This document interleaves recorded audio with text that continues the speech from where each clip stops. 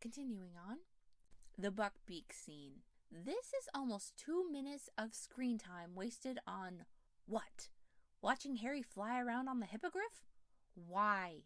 I feel like this scene is meant to endear us to Buckbeak and make his, quote, execution sadder, but you didn't need to funnel 2 whole minutes of screen time and who knows how much of the budget into this scene. This is what I mean about focusing on flash and spectacle.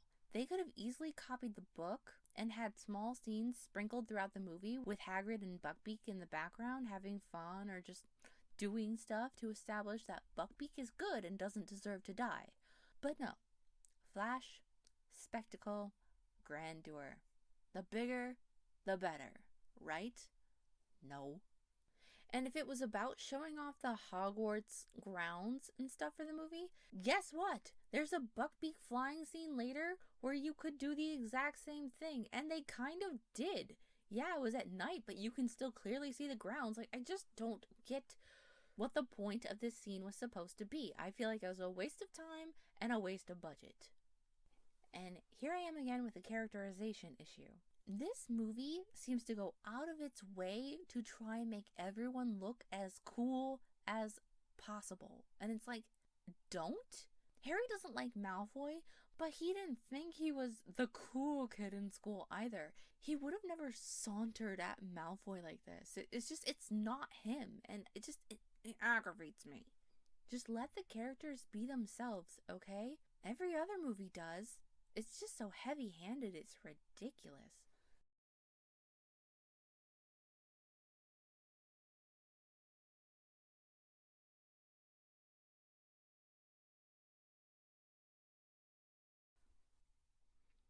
And speaking of ridiculous, this kid. That's right. Black could be anywhere. It's like trying to catch smoke. Like trying to catch smoke with your bare hands. I'm sorry, but that whole line about trying to catch Sirius Black is like trying to catch smoke with your bare hands. It's like, okay, drama queen. As if you know anything about Sirius Black. They just have that in there for dramatic effect. And it's like, stop putting stuff in the movie solely for dramatic effect. You could have easily had Seamus run up with the paper, he's been sighted, and have Hermione go, Dufftown, that's not too far from here. And then they all kind of look at Harry, and Harry looks scared again, kind of like he did when he found out that Sirius had been in the castle. But no! We have to have the, like, trying to get smoke with your bare hands. Like, huh. I never noticed that the camera seems to come through the mirror. That's cool. You know, the very first time I saw you, Harry, I recognized you immediately. Not by your scar, by your eyes.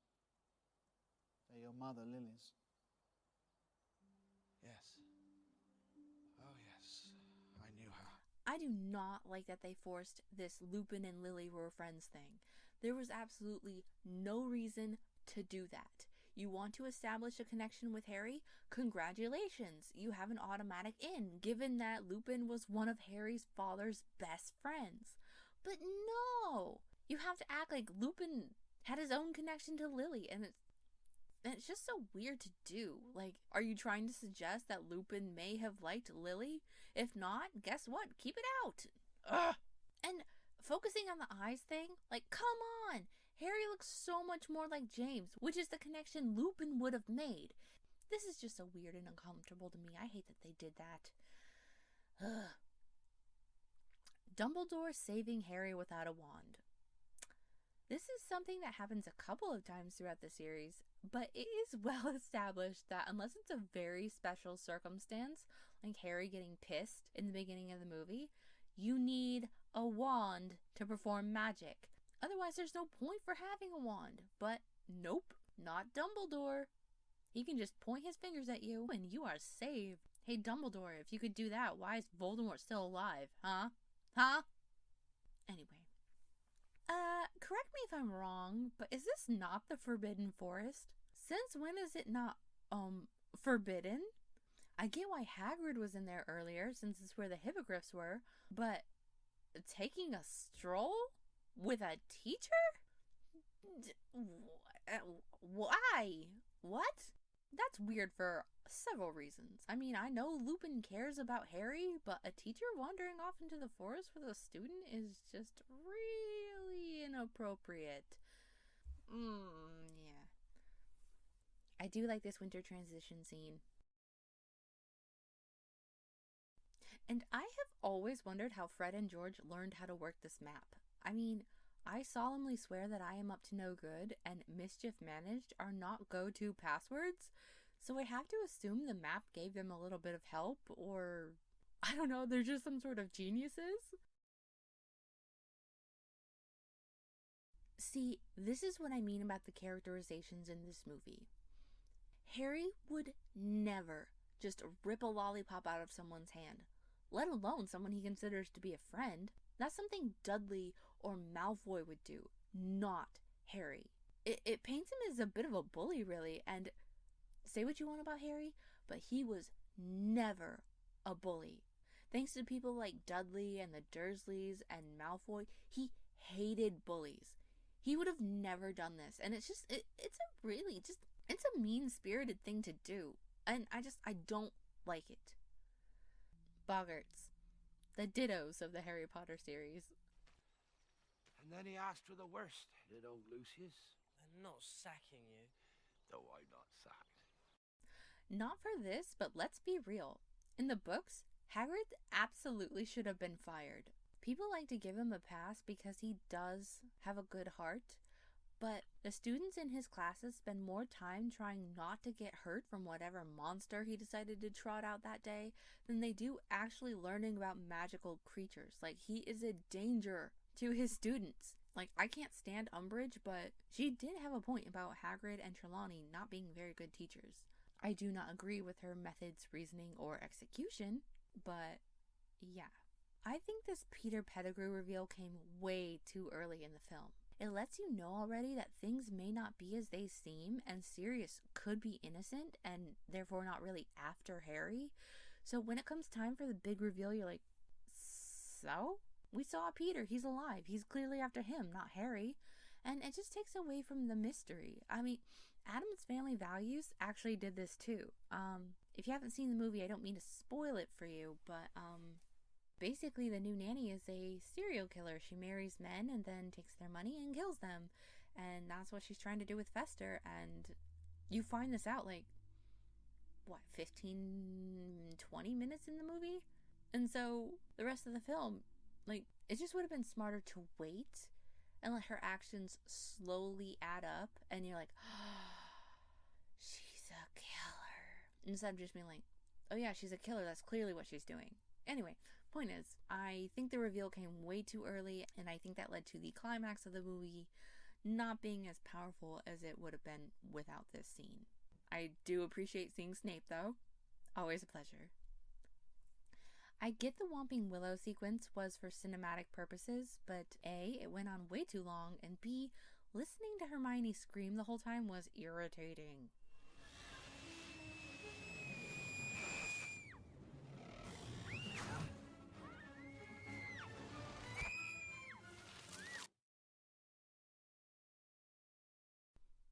Dead again. And another casting mistake, in my opinion. Gary Oldman as Sirius Black. Like with Dumbledore, I won't go too deep into it because I am working on that video and he is definitely on the list. This is my least favorite casted character in the whole series. But I'm sorry, no. He looks nothing like Sirius, acts nothing like Sirius, and is honestly just too old. And the way they had Sirius behave in this movie is just so off-putting. He acts like that crazy uncle that never gets invited to the family gatherings, but when he shows up anyway and you meet him, you understand why. But the thing about Sirius is that he was dark and brooding and obviously traumatized by everything he's been through, but he was never nuts. He never walked around yelling at everybody. In fact, in the book, Sirius actually says that finding out Peter was still alive made him more clear, more sane, and allowed him to focus on getting out to come save Harry. And or kill Peter, whichever came first. But definitely wasn't going around ranting and raving like a maniac either.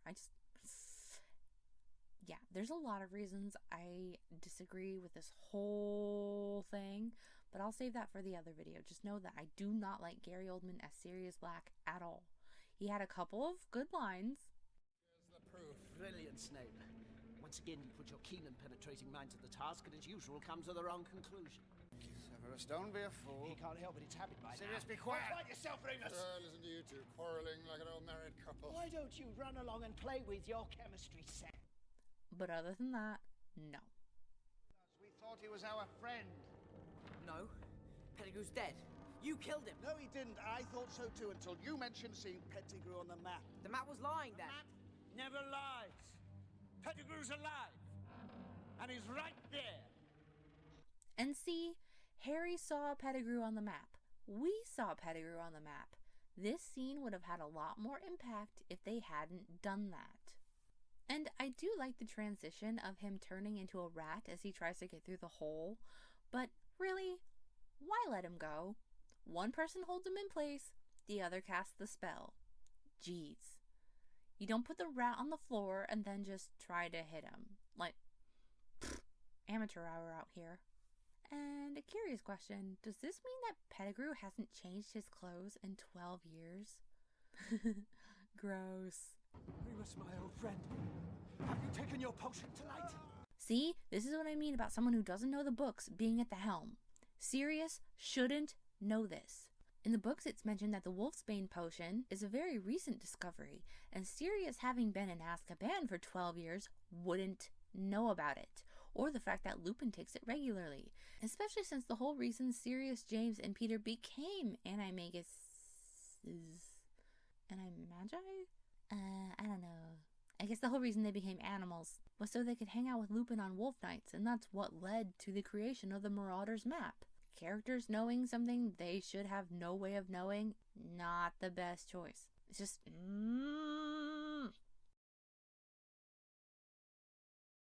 Really? Do you see what I mean? Dumbledore hurting Ron like this, even absent-mindedly, would never have happened in the book. He's not a D-bag. In fact, Dumbledore gets really mad when someone tries to hurt his students. Although, for some reason, he doesn't call out Hagrid. But point is, this was just mean.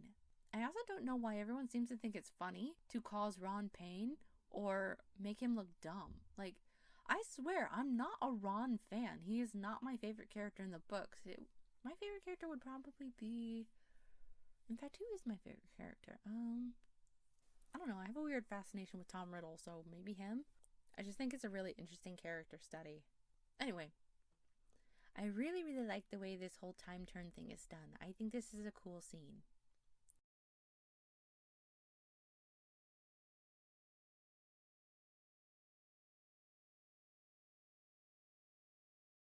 Oh, this scene.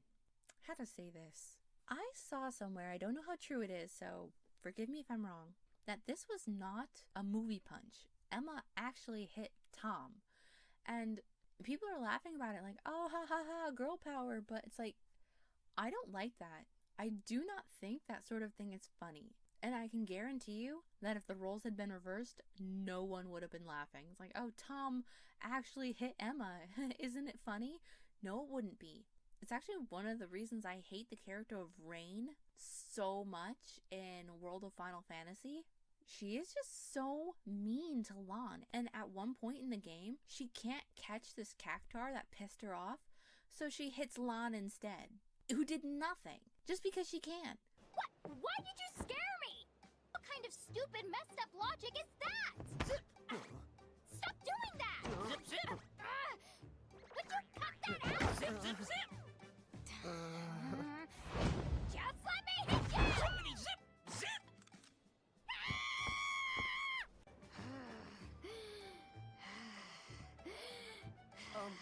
Rain, are you Yeah, I've still got it. Yeah, well, you don't have to give it to me. It's like, where did this whole it's funny when girls hit boys, but it's not funny when boys hit girls thing come from? It's not funny when anybody hits anybody. Just, yeah, I do not laugh at that. And I really hope that that was just a joke or something, that she didn't actually hit him, because if so, yeah. It's oh yay, just what this movie needed. More screaming. And see, if they wanted to show off the scenery and everything on Buckbeak, this was the perfect place to do it. We did not need that 2-minute scene from earlier. He's free. We did it. Did what? Good night. Did what? Good night. That is funny. That makes me laugh. But the gaslighting does not. How did you get there? I was talking to you there. No, you're there. What's he talking about, Harry? I know. Honestly, Ron, how can somebody be in 2 places at once? Again, the movie makes Ron the butt of the joke for no reason whatsoever. Especially since it's like they would have to explain to Ron at some point what happened, because Harry was clearly going to have his godfather in his life from then on. So obviously his best friend would eventually glean on that, hey, Harry's talking to Sirius Black, that guy who got away and was apparently trying to kill him. How'd that happen? Oh yeah, we did this. It's like, why couldn't you have just told me that? Yeah, why couldn't you? Like, they didn't have to tell him on screen, obviously. I think a cute thing would have been to be like, how did you do that? And then have one of them go, it's a long story. And then the other one could look at that person and go, we have time. And then they could laugh and it could fade out and boom. Ron learned what happened off screen, but he wasn't left looking like a fool. Especially since it would have made this scene much more powerful for them all to exchange a knowing look about the feather, not just Harry and Hermione. There was no reason to exclude Ron from this, but they did, and I just don't understand that, and I don't like it at all, especially the gaslighting bit. Honestly, Ron, how could a person be in 2 places at once? It's like, you know damn well you were. Why are you trying to make it sound like he doesn't know what he's talking about? Like, you get the point. And I hate this ending. Like, that freeze frame is so awkward. Although, now I think about it, if you really wanted to show off Hogwarts grounds, instead of wasting that 2 minutes on Buckbeak earlier, take Harry up on the firebolt and have him speeding fast and free through the grounds. That would have been actually really cool to see. Don't end on that weird freeze frame. You could have him, like, flying off into the distance, or have Hedwig join him or something, although, let's be real, Hedwig couldn't keep up with that broom. But you get what I mean. There's a lot of ways to do this stuff, and they chose, like, the worst one, in my opinion.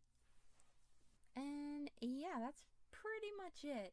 I mean, my movie kept freezing. I need to get a new copy of Prisoner of Azkaban, so I may have missed a couple of things from sections that wouldn't play, but that's the gist of it. You know, again, not a terrible movie, and there's a lot of things I like about it, just there's also a lot of things I don't like about it, and I think it tried way too hard to differentiate itself from the previous entries. And yeah, I do like the way the credits open, though. The whole I solemnly swear I am up to no good thing. I think that was a really cool way to do it.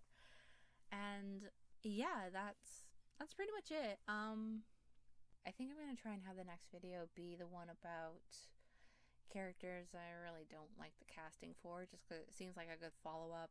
But I actually already have that one recorded, and I've been seriously debating re-recording it, because my mom is right. My voice does get pitchy and irritating when I'm excited or upset, and I recorded that on a day where I was both, so my voice is particularly annoying in that recording. But you know, whatever, I'm just gonna use it. I worked really hard on it, so I'm just gonna use it. But yeah, I actually wouldn't mind doing deep dives into all the movies at some point, because I really, other than Inuyasha, I think Harry Potter is my favorite series to read ever, and I don't really know anyone else who reads the series, so it's been really fun making videos about this stuff. So yeah, I'd be happy to do something like that in the future, although I don't want it to be a bunch of criticisms, because there's actually a lot of things I really do love about the Harry Potter series. Maybe in the future I'll do like a pros and cons video, just run through the movies, listing all the things I like and all the things I don't like, and see which one comes out on top. I don't know, just a random thing for the future. Yeah, thank you for watching, and keep in mind, these are just my opinions. Like, I really don't mean anything by it. It's just kind of nice to finally be able to talk about this stuff, you know? And let me know if there's anything else you'd like to see. I definitely have a lot of thoughts on a lot of things. But As always, I hope you have a great day or night wherever you are. Bye!